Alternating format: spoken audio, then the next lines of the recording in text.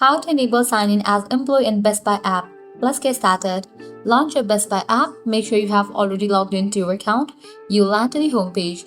Now at the bottom, you're going to find different options. Click on the option of profile given at the bottom right corner. With that, you'll land to this kind of page. Now here you're going to find different options.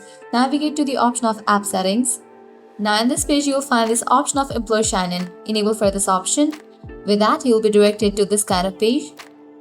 Now from here, you can easily sign in as employee. All you have to do is provide the credentials. Type in the username, then type in the password.